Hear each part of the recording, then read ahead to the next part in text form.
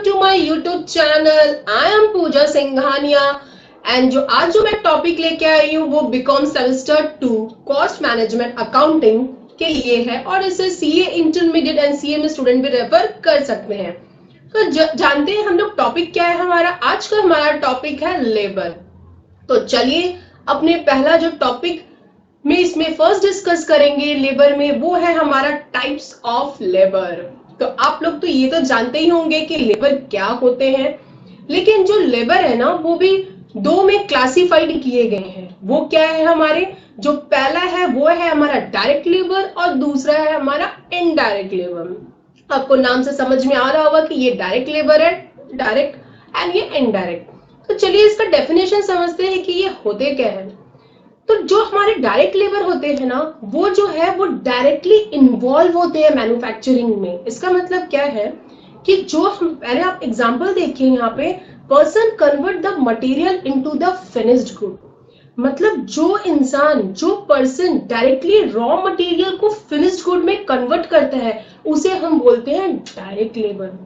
मतलब क्या है इसका, जैसे कि मैं आपको एक एग्जांपल दे सकती हूँ कि एक स्टिचिंग का, जैसे क्लोथ को स्टिच करना है हमें, तो जो इंसान उसे खुद बनाएगा, खुद अपने हाथ से स्टिच करेगा, उसे हम क्या बोलते हैं, डायरेक्ट लेबर।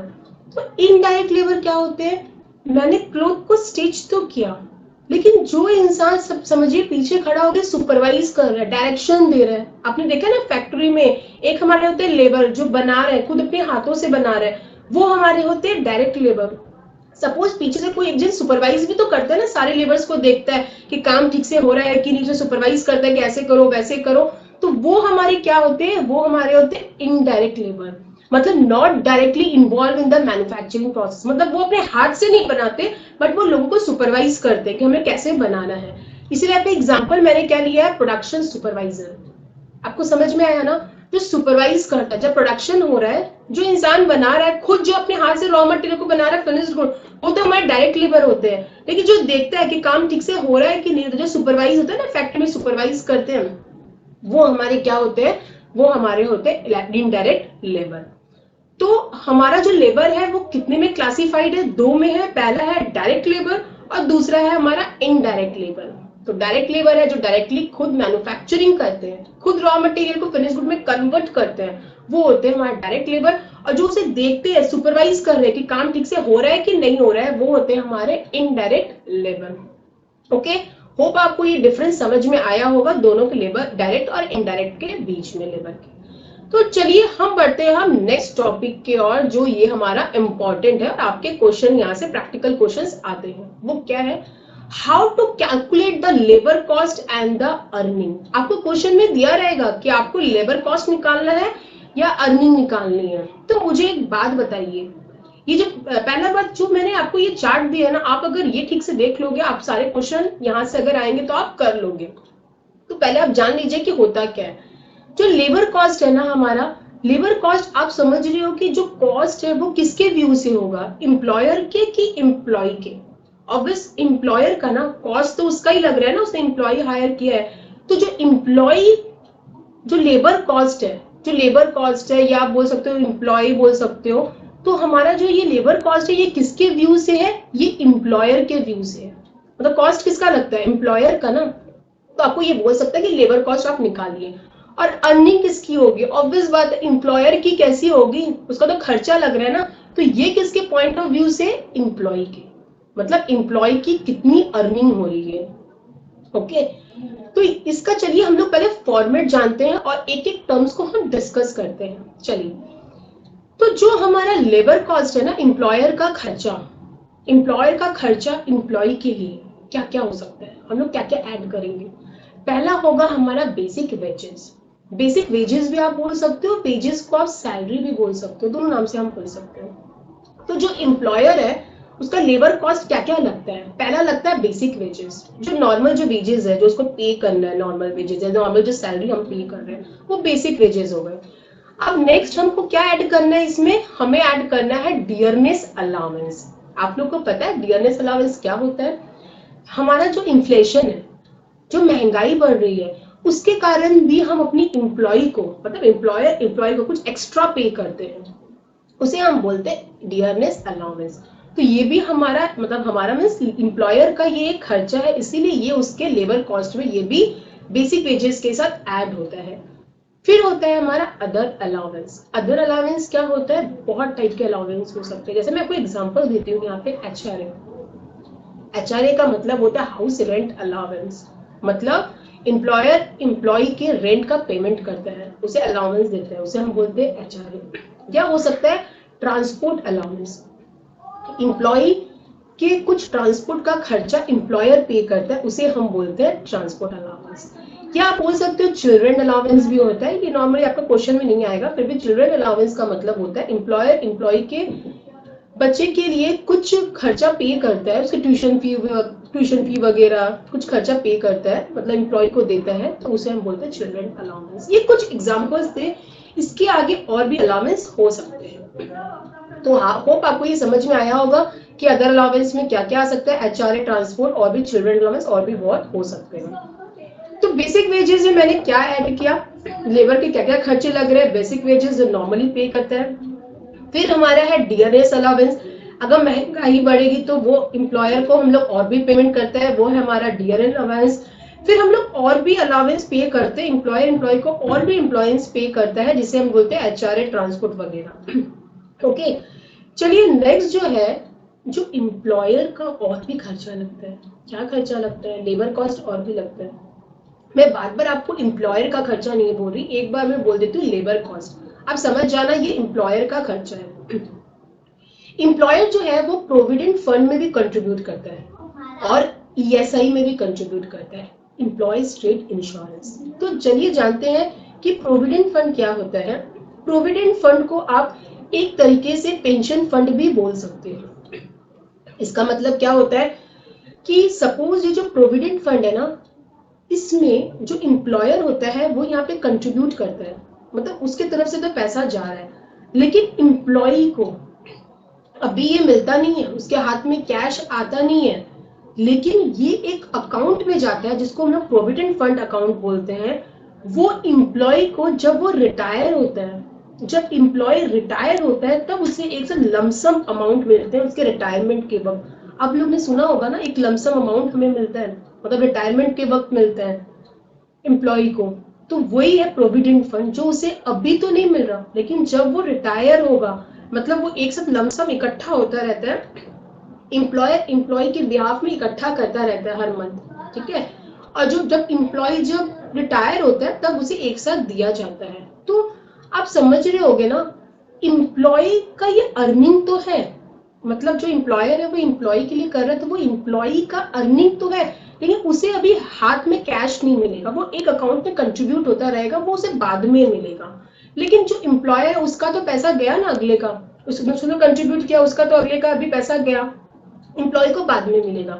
तो ये भी हमारा एक लेबर कॉस्ट का पार्ट होता है, मतलब एम्प्लॉयर का एक कॉस्ट का पार्ट होता है लेबर का। वैसे एक ईएसआई होता है, जो कि क्या होता है कि जो एम्प्लॉयर है ना, वो एम्प्लॉय के बिहाफ में इंश्योरेंस लेते हैं, मतलब अब बिहाफ में मतलब एम्प्लॉय के लिए वो लोग इंश्योरेंस लेते हैं। कौन, एम्प्लॉयर, एम्प्लॉयर एम्प्लॉय के लिए, एम्प्लॉयर एम्प्लॉय के लिए इंश्योरेंस लेते हैं, जिसके लिए भी जो एम्प्लॉयर है वो पे करते हैं। तो ये भी तो हमारा एक लेबर का कॉस्ट हुआ ना, बिकॉज हम किसके बिहाफ में पे कर रहे हैं, लेबर के बिहाफ में ही पे कर रहे हैं हमारे, ओके, एम्प्लॉय के बिहाफ में कर रहे हैं, आप बोल सकते हो। तो मुझे एक बात बताइए, मैं फिर से रिपीट करती हूँ, आपको अगर क्वेश्चन पूछा जाए कि बताइए कि जो लेबर है, मतलब सॉरी, जो लेबर हमारा कॉस्ट है वो एम्प्लॉयर के लिए क्या क्या आएगा, तो पहला हमारा क्या आएगा, बेसिक वेजेस जो नॉर्मल वो पे कर रहा है एम्प्लॉय को। फिर डियर अलाउंस भी पे कर रहा है, मतलब महंगाई के कारण, और भी बहुत सारे अलाउंस पे करेगा। आपको क्वेश्चन में अगर दिया रहेगा तो आप लोग लोगे, नहीं तो नहीं लोगे। ये फुल चार्ट है हमारा। और जो एम्प्लॉयर है और भी उसका खर्चा होता है लेबर कॉस्ट का, वो कंट्रीब्यूट करता है एम्प्लॉय के लिए, किसमें, प्रोविडेंट फंड अकाउंट में, और एक एम्प्लॉय के इंश्योरेंस के लिए, जिसे हम बोलते हैं employee state insurance, ESI, okay. तो ये आपका जो क्वेश्चन आएगा, ये सारे फिगर्स आपके आएंगे, आप इसे ऐड कर दोगे तो आपका क्या आ जाएगा, टोटल लेबर कॉस्ट। यहाँ पे आपका क्या आ जाएगा, टोटल लेबर कॉस्ट। और आप इसे ग्रॉस अर्निंग भी बोल सकते हो। अब मुझे एक बात बताइए कि मैंने यहाँ पे ग्रॉस अर्निंग क्यों लिखा है। लेबर कॉस्ट तो आपको समझ में आ गया होगा कि जितना भी जो एम्प्लॉयर है वो खर्चा करता है एम्प्लॉय के लिए, वो टोटल को मैं ऐड करूंगी तो मेरा क्या आ जाएगा यहाँ पे, लेबर कॉस्ट। यहाँ पे आप कुछ और भी चीजें ऐड कर सकते हो, जैसे कि यहाँ पे हमारा बोनस भी आ सकता था। ठीक है, मैं एम्प्लॉय को, अगर एम्प्लॉय को बोनस का पेमेंट कर रहा है तो यहाँ पे बोनस भी आ सकता था, आप लोग ऐड यहाँ पे कर सकते हो। ठीक है, तो ये हमारा हो गया टोटल लेबर कॉस्ट, किसके लिए, एम्प्लॉयर के लिए। ठीक है, और ग्रॉस अर्निंग किसकी हो गई, अर्निंग किसकी होगी, एम्प्लॉय की ना, तो अर्निंग किसकी हो गई, एम्प्लॉय की। तो मैंने क्या कहा था आपको कि हाँ इसमें ग्रॉस अर्निंग हम क्यों बोल रहे हैं, फिर नीचे मैंने नेट अर्निंग लिखी है, ऐसा क्यों, और नेट अर्निंग को मैंने कैश रिसीव भी लिखा है, ऐसा क्यों। ग्रॉस अर्निंग और नेट अर्निंग में डिफरेंस क्या हुआ, ये मुझे बताइए। देखिए मैं आपको समझाती हूँ। ग्रॉस अर्निंग तो आपको समझ में आ गई कि एक का खर्चा है दूसरे के अर्निंग है। अगर एम्प्लॉयर खर्चा कर रहा है तो एम्प्लॉय के लिए या लेबर के लिए बोल सकते हो, एम्प्लॉय लेबर एक ही बात है। एम्प्लॉय के लिए वो मेरी अर्निंग हो गई सारी, तो वो ग्रॉस अर्निंग हो गई। लेकिन मुझे एक बात बताइए आप कि जो मैंने ये जो दो नाम आपको सिखाए ना, प्रोविडेंट फंड और ईएसआई वाला, एम्प्लॉय स्टेट इंश्योरेंस वाला, ये एम्प्लॉयर का खर्चा तो है, वो कंट्रीब्यूट तो कर रहा है, एम्प्लॉयर के पॉकेट से तो चला गया। लेकिन मुझे ये बताइए, क्या ये लेबर को मिल रहा है क्या अभी हाथ में, उसे फिलहाल अभी ये वाला जो कैश है इसका रिसीव हो रहा है क्या, नहीं। ये उसे कब मिलेगा, वो उसे मिलेगा रिटायरमेंट के वक्त, जब वो रिटायर होगा ना तब उसे मिलेगा। मतलब उसकी अर्निंग तो है क्योंकि उसके अकाउंट में ही जा रहा है, उसे जब रिटायर होगा तो मिलेगा, लेकिन उसे अभी नहीं मिलेगा, हाथ में अभी नहीं मिलेगा, उसे कैश रिसीव नहीं होगा। इसीलिए वो उसकी उसकी किसकी, लेबर की या एम्प्लॉय की, वो ग्रॉस अर्निंग तो है, लेकिन हम इसे लेस कर देंगे, माइनस कर देंगे। किसको माइनस कर देंगे, एम्प्लॉयर के कंट्रीब्यूशन को, जो एम्प्लॉयर ने कंट्रीब्यूट किया है। किसमें कंट्रीब्यूट किया है, प्रोविडेंट फंड में या ईएसआई में। जो यहाँ पे एम्प्लॉयर ने कंट्रीब्यूट किया था ना प्रोविडेंट फंड में और ईएसआई में, ये भले ही उसकी ग्रॉस अर्निंग है, लेकिन अभी एम्प्लॉय को हाथ में कुछ नहीं मिलने वाला। ये दो चीज अभी नहीं मिलेगा, बाकी अभी मिल जाएगा, basic wages, dear allowance, bonus मिला तो अदर अलाउंस, ये उसे अभी हाथ में मिल जाएगा कैश। लेकिन जो ये प्रोविडेंट फंड और ईएसआई है, लेबर का अभी नहीं मिलेगा, बाद में मिलेगा रिटायरमेंट के वक्त, लेकिन एम्प्लॉयर का पैसा चला गया अभी फिलहाल के लिए। इसीलिए हम इसे लेस करेंगे। किसके पॉइंट ऑफ व्यू से, किसके पॉइंट ऑफ व्यू से, जब मुझे निकालना पड़ेगा क्वेश्चन में एम्प्लॉय के पॉइंट, आपके क्वेश्चन में ये क्वेश्चन आएगा, आपके ये क्वेश्चन आपको दिया रहेगा कि एम्प्लॉय का आप निकालो नेट अर्निंग या cash received, net cash receive या नेट अर्निंग, नेट उसके हाथ में कितना कैश आया है। तो मैं क्या लेस करूंगी, ग्रॉस अर्निंग से मैं क्या लेस करूंगी कि मेरा नेट अर्निंग आएगा। जो एम्प्लॉयर ने ऊपर दो चीज कंट्रीब्यूट किया था प्रोविडेंट और ईएसआई में, मैं उसे लेस करूंगी क्योंकि अभी मुझे हाथ में मिलने वाला नहीं है, मतलब लेबर को मिलने वाला नहीं है। और आप लोग ध्यान दे रहे होंगे कि यहाँ पे एक और वर्ड आ रहा है, एम्प्लॉय कंट्रीब्यूशन। अब ये क्या है, एम्प्लॉयर का तो समझ में आ गया कि एम्प्लॉयर एम्प्लॉय के बिहाफ में कंट्रीब्यूट किया जो उसे बाद में मिलेगा। अब ये एम्प्लॉय भी कंट्रीब्यूट करता है क्या, हाँ एम्प्लॉयर तो कंट्रीब्यूट करता ही है, एम्प्लॉय भी अपने खुद के लिए कंट्रीब्यूट करता है, अपने इसमें पीएफ में और ईएसआई में, प्रोविडेंट फंड और ईएसआई में, जो उसे एक साथ मिलेंगे कब, जब वो रिटायर होगा। मतलब जब वो रिटायर होगा ना तो उसे एम्प्लॉयर ने जो कंट्रीब्यूट किया है और खुद का कंट्रीब्यूशन एक साथ उसे मिल जाएगा, लेकिन बाद में मिलेगा जब वो रिटायर होगा। ठीक है, तो इसीलिए ये जो कंट्रीब्यूशन है ना, वो जो है ना एम्प्लॉय, वो अपने हाथ, मतलब अपने घर से नहीं लेके आता है। वो जो हमारी जो सैलरी है ना, मतलब जो लेबर की सैलरी है ना, एम्प्लॉयर लेबर की सैलरी से ही काट के उसके खुद के अकाउंट में उसका हिस्सा डाल देता है। समझ में आया आपको? मतलब कि जो सैलरी आपको मिलेगी ना, सपोज आपको सैलरी मिलने वाली है 20,000 रुपीज, तो आपका जो एम्प्लॉय का जो कंट्रीब्यूशन है खुद का, वो उसके अकाउंट में डाल देगा। सपोज आपका हो गया सपोज 2,000 रुपीज, और आपको बाकी बैलेंस 18,000 रुपीज सैलरी के रूप में या वेजेस के रूप में वो दे देगा। ठीक है, मतलब जो एम्प्लॉयर तो अपना कंट्रीब्यूट करता ही है खुद एम्प्लॉय के लिए, लेकिन जो एम्प्लॉय का खुद के लिए खुद का कंट्रीब्यूट कर रहा है ना एम्प्लॉय, वो घर से नहीं लेके आता, एम्प्लॉयर उसकी सैलरी से काट के उसके अकाउंट में डाल देता है और जो बैलेंस सैलरी है उसे दे देता है। तो इसीलिए मैंने यहाँ पे लेस किया है, क्योंकि आपने सैलरी तो पूरी ऐड कर दी थी ना, तो इसी से तो हिस्सा जा रहा है ना, उसका खुद का हिस्सा कौन से अकाउंट में, उसका खुद का जो प्रोविडेंट फंड और ईएसआई में अपनी तरफ से जो हम लोग डिपॉजिट करते हैं वो हम लोग लेस करेंगे। क्यों लेस करेंगे?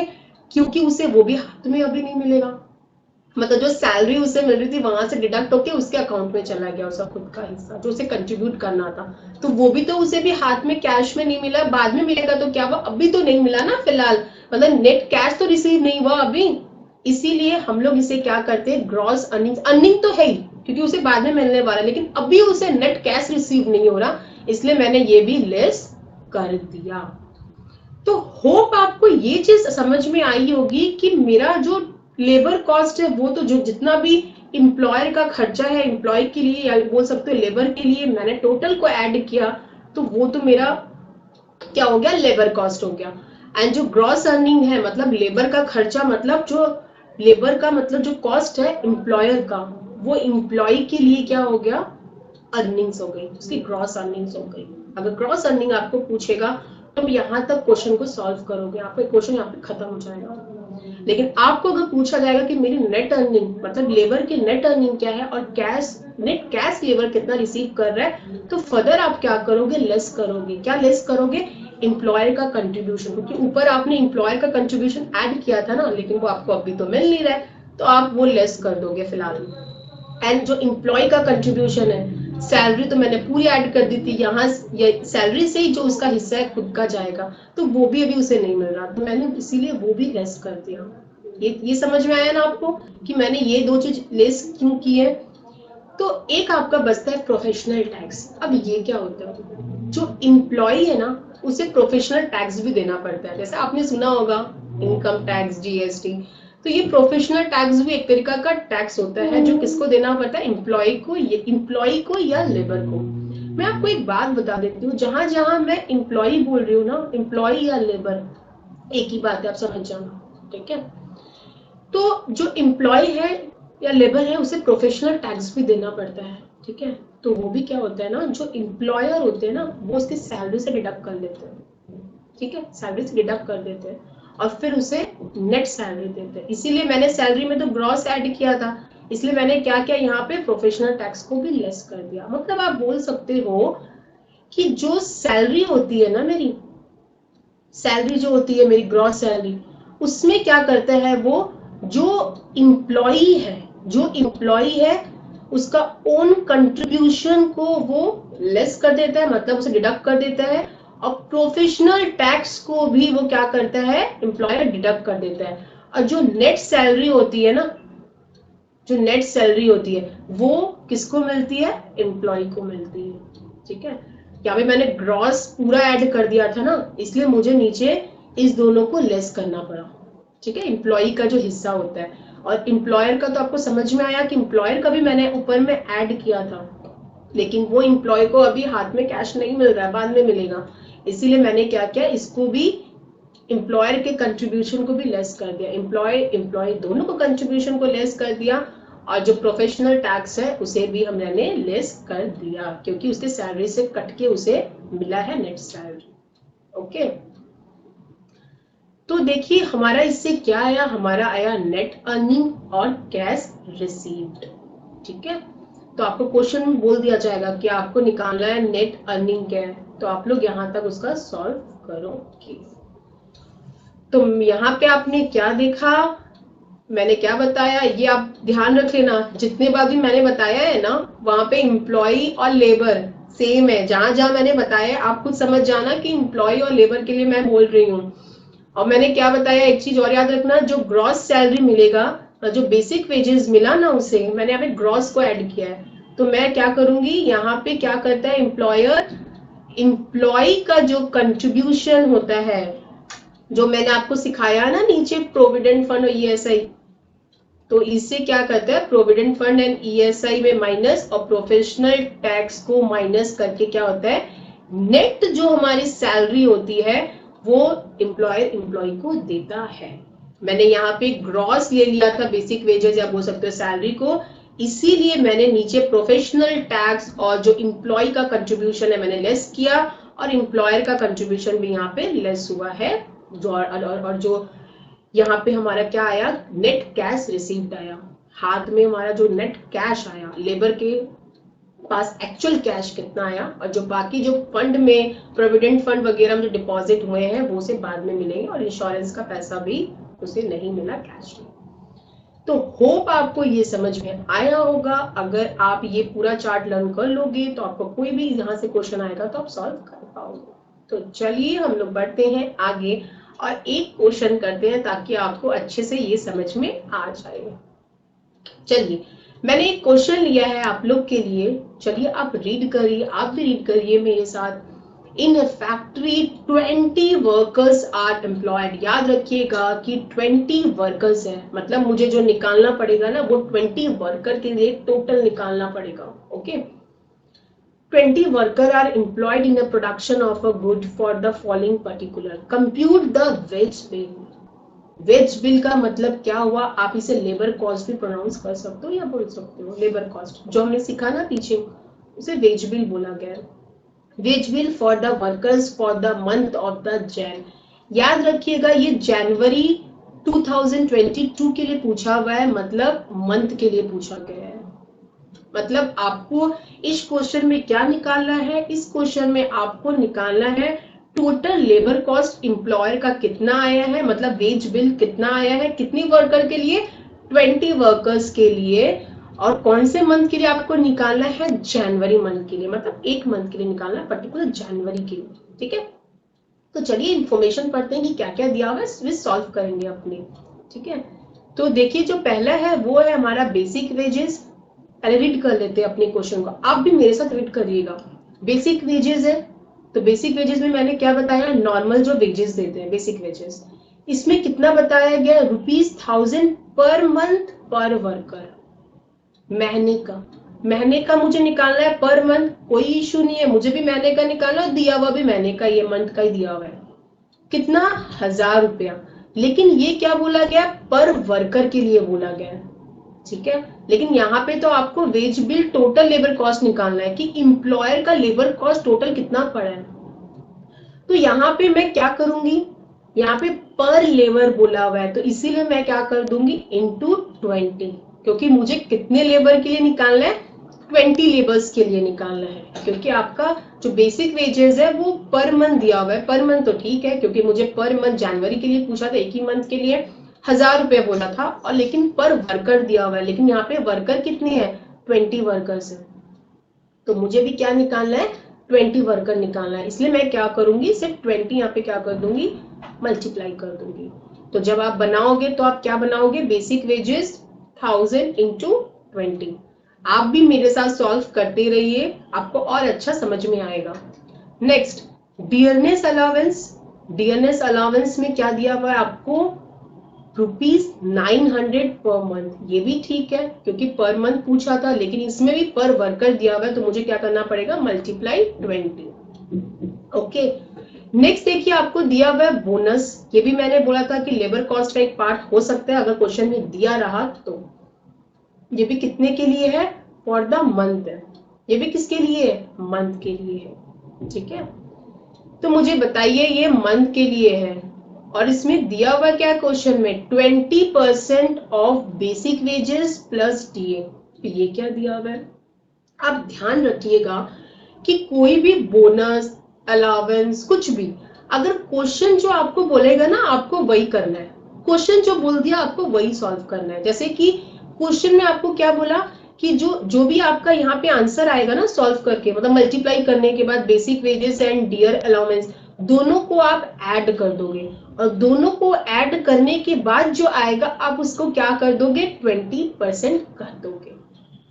ठीक है, तो यहाँ पे हम लोग का कोई झमेला नहीं है कि मुझे इंटू 20 करना है। क्यों 20 हम लोग को यहाँ पे नहीं करना, क्योंकि यहाँ पे वैसा कुछ निकालना ही नहीं है, पर वर्कर कुछ बोला ही नहीं गया है। यहाँ पे सिंपली क्या बोला गया है कि आपका ऊपर जो भी आएगा सॉल्व करके, मतलब 1000 मल्टीप्लाई 20 करके 900 इंटू 20 करके आपका जो भी फिगर आएगा तो आप उसे क्या करोगे, 20% कर दोगे उसका।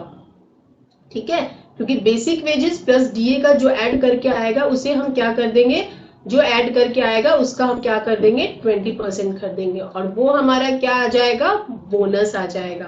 ठीक है, आपको क्वेश्चन में दिया रहेगा कि आपको क्या करना है। नेक्स्ट है आपका अलाउंस। अलाउंस आपको क्या दिया हुआ है, आपको हम लोग ने पढ़ा था बहुत टाइप के अलाउंस होते हैं, जो भी दिया है कुछ अलाउंस होंगे, तो जो दिया है हमें वही सॉल्व करना है। आपको दिया हुआ है अलाउंस कितना है, 200 पर मंथ। पर मंथ तो कोई इश्यू नहीं है, मुझे पर मंथ निकालना है, और यहाँ पे क्या निकालना है, पर वर्कर। तो पर वर्कर है ना, तो यहाँ पे भी आप लोग क्या करोगे, मल्टीप्लाई 20 करोगे।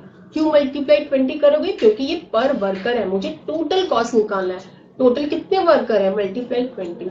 मुझे एक बात बताइए कि मैं बार बार ऐसा क्यों बोल रही हूँ कि पर मंथ, इसीलिए बोल रही हूँ क्योंकि जब आप कभी भी क्वेश्चन करते हो ना, आप चेक कर लो कि यहाँ पे क्या मांगा है। हो सकता है यहाँ पे ईयरली, यहाँ पे आप लोग को ईयरली पूछ ले, है ना, तो आपको चेक करना पड़ेगा क्वेश्चन करते वक्त कि यहाँ पे क्या क्वेश्चन में पूछा है और मुझे क्या निकालना है।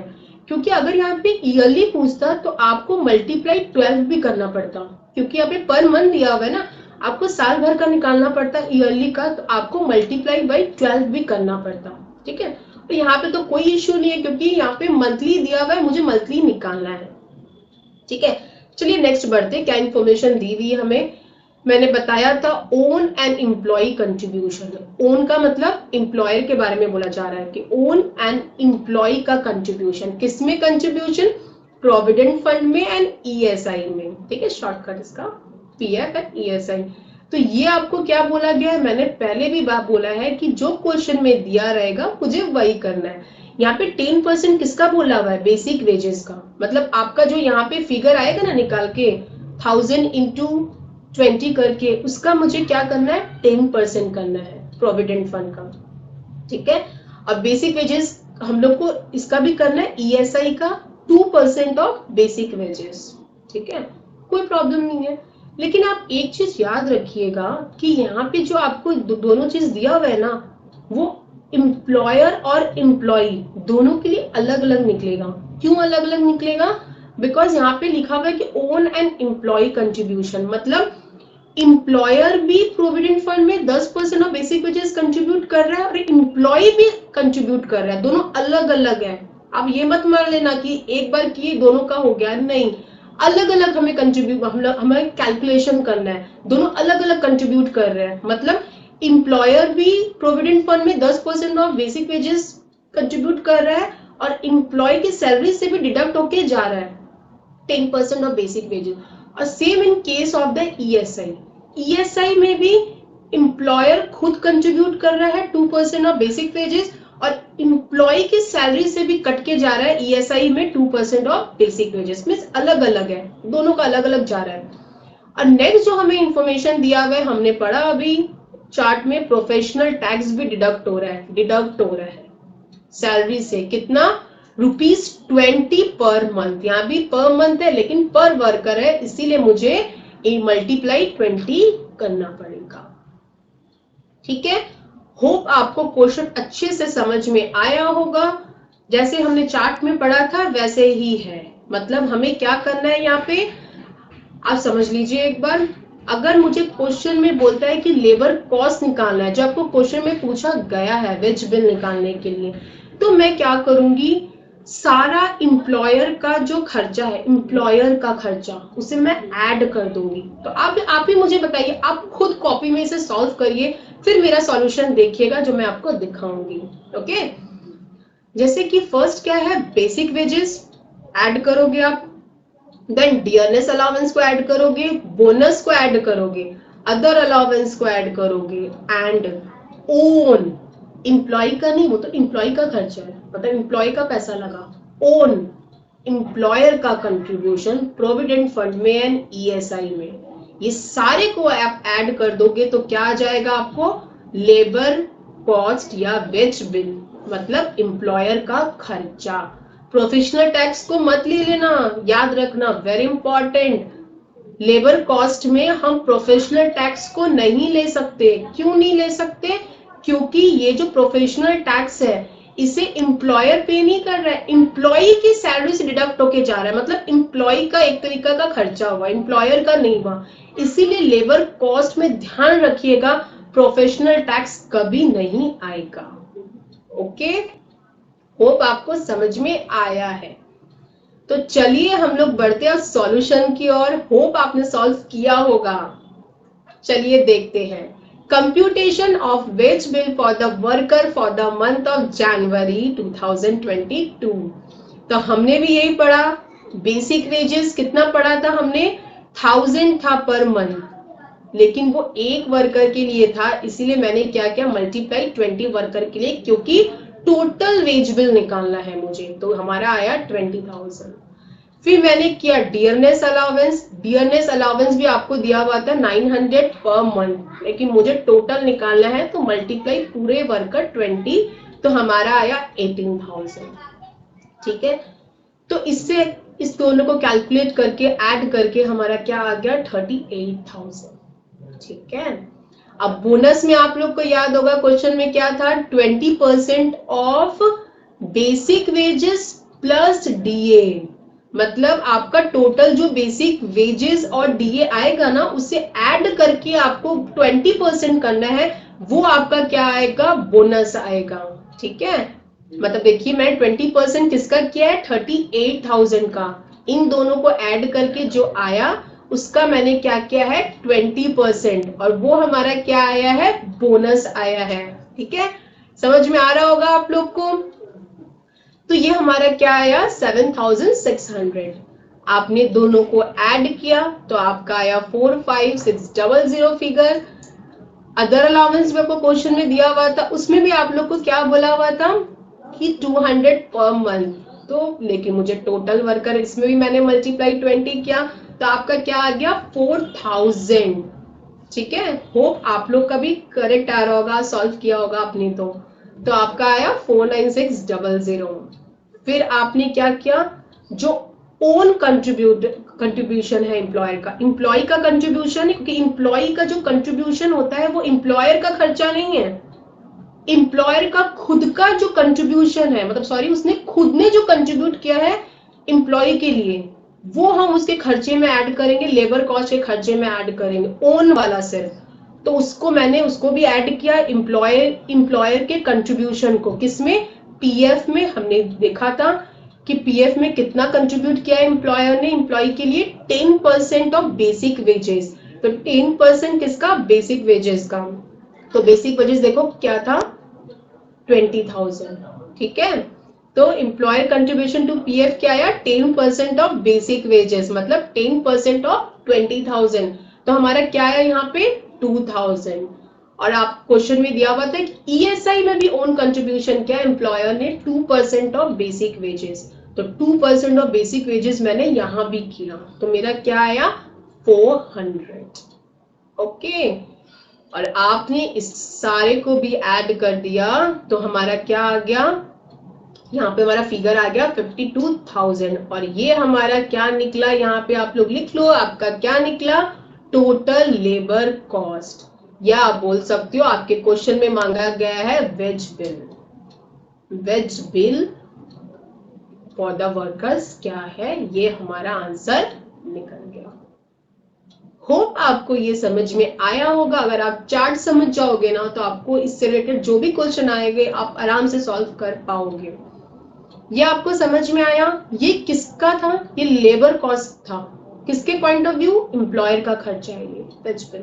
ठीक है, तो इसी में हम देखते हैं कि अगर आपको क्वेश्चन में पूछा जाए कि net cash receive by the worker क्या हो सकता है, या आप इसे एक नाम से और भी बोल सकते हो जो मैंने सिखाया स्टार्टिंग में, net earning by the workers. मतलब जो नेट कैश उसके हाथ में कितना आ रहा है, पैसे कितने आ रहे हैं, किसे कितने मिल रहे हैं वर्कर को, या उसकी नेट अर्निंग क्या हो रही है। ठीक है, ग्रॉस अर्निंग तो हमने क्या पढ़ी थी, जो लेबर का कॉस्ट होता है ना एम्प्लॉयर के लिए, वही एम्प्लॉय के लिए है हमारा क्या, ग्रॉस अर्निंग। लेकिन जब आपको नेट अर्निंग पूछी जाएगी या आपको कैश रिसीव पूछा जाएगा कि असली में कैश हाथ में कितने आ रहे हैं वर्कर के, तो आपको ऐसे सॉल्व करना पड़ेगा। कैसे, बेसिक वेजेस जो एम्प्लॉयर का खर्चा था वो तो उसे अब भी मिल रहा है हाथ में कैश में, तो आप लोग लिख लिए। डियर एंड अलाउंस भी आपको अब भी मिल रहा है कैश में हाथ में एम्प्लॉय को, ये भी ऐड कर लिया। बोनस भी ऐड कर लिया, अदर अलाउंस भी ऐड कर लिए। मतलब जितना भी पीछे हम लोग ने सीखा हमने वो सारा ही ऐड कर लिया है, आप ध्यान दे रहे होगे तो। ठीक है, यहाँ पे लेकिन सारा ऐड कर लिया, लेकिन यहाँ पे क्या माइनस करना पड़ेगा। क्या सीखा मैंने कि यहाँ पे जो हमारा एम्प्लॉय, यहाँ पे टोटल हमारा आ गया, लेकिन यहाँ पे हम लेस करेंगे। क्या लेस करेंगे, जो एम्प्लॉय का कंट्रीब्यूशन है पीएफ में और ईएसआई में। मैं आपको फिर समझाती हूँ, जो लेबर कॉस्ट हमने निकाला ना पीछे में, आप देख रहे होगे मैंने सब कुछ लिख दिया, सारा लिख दिया, सारा अर्निंग है उसकी। लेकिन आप यहाँ पे ध्यान दे रहे हो, आप लोग ध्यान दे रहे हो, नेट अर्निंग निकालते वक्त मैंने ओन कंट्रीब्यूशन, एम्प्लॉयर का कंट्रीब्यूशन जो पीएफ और ईएसआई में था वो मैंने यहाँ पे ऐड नहीं किया। क्यों ऐड नहीं किया, क्यों ऐड नहीं किया मैंने, क्योंकि यहाँ पे मुझे पूछा गया नेट अर्निंग कैश रिसीव्ड, और जो एम्प्लॉयर ने कंट्रीब्यूट किया है, ओन कंट्रीब्यूशन जो पीछे किया है, वो एम्प्लॉय को बाद में मिलेगा जब वो रिटायर होंगे, अभी नहीं मिल रहा। और मुझे यहाँ पे निकाला अभी कितना मिल रहा है, कैश कितना रिसीव हो रहा है। इसलिए आप लोग ध्यान दे रहे होगे, यहाँ तक मैंने वो ऐड नहीं किया। यहाँ पे जो मैंने पीछे लिया था ना, ये जो मैंने लिया था, जो यहाँ पे खर्चा था इसका, लेकिन मैंने इस केस में नहीं लिया, यहाँ पे मैंने ऐड नहीं किया, क्योंकि उसे कैश नहीं मिल रहा अभी, उसे बाद में मिलने वाला है। ठीक है, तो यहां तक मैंने सारा लिखा जो लेबर कॉस्ट में पीछे लिखे थे, लेकिन मैंने क्या नहीं लिखा, खाली जो कंट्रीब्यूशन था पीएफ और ईएसआई में। ओके, होप आपको यहां तक तो समझ में आ गया होगा। अब देखिए चलते हैं, लेस किया मैंने, ये भी सिखाया मैंने। यहाँ पे लेस क्या करेंगे, आपने जो यहाँ पे जो बेसिक वेजेस या बोल सकते हो जो सैलरी ली है ना, वो ग्रॉस है, तो टोटल सैलरी ली है ग्रॉस है। यहाँ पे अभी तक डिडक्ट नहीं हुआ है, लेकिन जो एम्प्लॉयर है वो पूरा थोड़ी ना देता है, उसे सैलरी डिडक्ट करके देता है। क्या डिडक्ट करता है वो, जो एम्प्लॉय का कंट्रीब्यूशन है पीएफ में, उसका खुद का जो कंट्रीब्यूशन है पीएफ में उसको, और उसका जो ईएसआई का कंट्रीब्यूशन है खुद का। मतलब एम्प्लॉय भी अपने लिए, खुद के लिए भी कंट्रीब्यूट करता है। मैंने सिखाया था ना आप लोग को कि उसे पूरी सैलरी नहीं मिलती, उसका खुद का हिस्सा जो उसको डालना होता है पीएफ ईएसआई में, उसे काट के एम्प्लॉयर उसको देता है, क्योंकि वो उसके बिहाफ में डाल देता है। इसीलिए यहाँ सब टोटल तो मेरी आ गई थी सैलरी, टोटल मेरा अर्निंग तो आ गई थी, यहाँ तक ग्रॉस अर्निंग तो आ गई थी, टोटल अर्निंग तो आ गई थी, लेकिन मेरे हाथ में कितना आएगा, कट के पैसा आएगा। इसमें से क्या क्या काटेगा एम्प्लॉयर, जो मेरा खुद का कंट्रीब्यूशन है पीएफ और ईएसआई में वो काटेगा, सेम कंट्रीब्यूशन है ना, यही फिगर मेरा आया था पहले ही, जो बेसिक वेजेस पे परसेंटेज निकालना था। और एक चीज मैंने सिखाया था, और उसकी सैलरी से क्या कट के उसको सैलरी मिलती है, प्रोफेशनल टैक्स। ये किसका खर्चा होता है, ये एम्प्लॉय का खर्चा होता है, तो ये भी डिडक्ट होगी उसकी सैलरी से, जो उसका प्रोफेशनल टैक्स होगा। तो वो भी आपको दिया हुआ है, देखिए 20 पर मंथ, लेकिन 20 वर्कर के लिए मुझे निकालना है, तो मैंने मल्टीप्लाई 20 कर दिया। 20 पर मंथ कितने वर्कर के लिए, 20 वर्कर के लिए। मतलब मैं जो यहाँ पे नेट अर्निंग और कैश निकाल रही हूँ ना, वो टोटल निकाल रही हूँ फॉर 20 वर्कर्स। टोटल 20 वर्कर्स की नेट अर्निंग क्या है, उन्हें हाथ में कैश रिसीव कितना होगा। ठीक है, होप आपको ये समझ में आया होगा।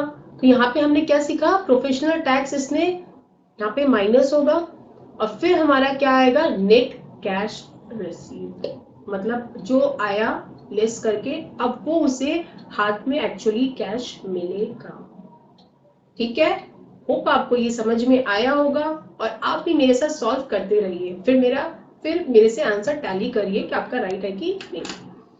तो मैं आपको एक बार और समझा देती हूँ कि जो मैंने स्टार्टिंग में वेज बिल निकाला या बोल सकते हो लेबर कॉस्ट निकाला, उसमें मैं क्या कर रही हूँ, एम्प्लॉयर का क्या क्या खर्चा है, उसने बेसिक वेजेस नॉर्मल पे करेगा, वो डीएनएस अलाउंस देगा, उसके पॉकेट से गया एम्प्लॉयर के, बोनस का पैसा गया, अदर अलाउंस गया, और वो खुद कंट्रीब्यूट करता है किसके बिहाफ, मतलब किसके लिए कंट्रीब्यूट करता है, एम्प्लॉय को, एम्प्लॉयर एम्प्लॉय के लिए करता है जो उसे बाद में मिलता है, तो वो भी एम्प्लॉयर के पॉकेट से गया, तो वो भी उसका खर्चा है, इसलिए वो भी यहाँ पे ऐड हुआ है। Employer contribution to PFP, employer contribution to ESI, ये सारे फिगर्स को मैं ऐड कर दूंगी तो मेरा क्या आ जाएगा, वेज बिल या लेबर कॉस्ट। यहाँ पे और भी इंफॉर्मेशन आपको दे सकते हैं, जैसे कि ओवर टाइम, तो वो भी ऐड कर देना, किसके पॉकेट से जा रहा है, एम्प्लॉयर के पॉकेट से, तो वो भी ऐड हो जाएंगे। कुछ ना कुछ इंफॉर्मेशन दिया रहेगा तो आप लोग ऐड कर देना, लेकिन आप अगर वो चार्ट पढ़ लोगे ना, आप सारे क्वेश्चन आराम से सॉल्व कर लोगे, ठीक है। तो ये हमारा टोटल क्या निकला, वेज बिल लेबर कॉस्ट। और मैंने क्या सिखाया कि आपको अगर नेट, याद रखिएगा, आपको अगर ग्रॉस अर्निंग पूछा, ग्रॉस अर्निंग आपको पूछा एम्प्लॉय की, तो अब यहीं तक छोड़ देना, ये ग्रॉस अर्निंग है उसकी।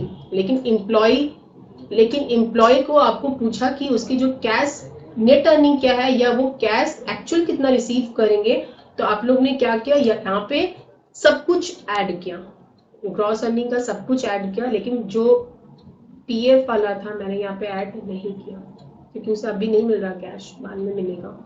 और एम्प्लॉय के जो ये वेजेस है ग्रॉस दिया हुआ है, इसको पूरा नहीं मिलेगा, यहाँ से माइनस होगा, क्या क्या माइनस करेगा एम्प्लॉयर, पीएफ का एंड ईएसआई का, उसका खुद का, क्योंकि ओन कंट्रीब्यूशन भी होता है, एम्प्लॉय कंट्रीब्यूशन होता है, एम्प्लॉयर तो करता ही है, एम्प्लॉय भी खुद के लिए खुद करता है जो उसके सैलरी से जाता है।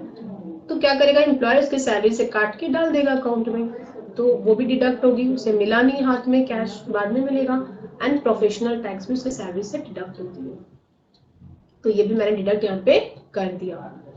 तो मेरा टोटल ऐड करके सारा क्या आ गया, नेट कैश रिसीव्ड, या बोल सकते हो क्वेश्चन में दिया रह सकता है, क्वेश्चन में आता है ये नेट अर्निंग निकालो, तो ये हमारा क्या आ गया, नेट कैश रिसीव, या आप बोल सकते हो नेट अर्निंग।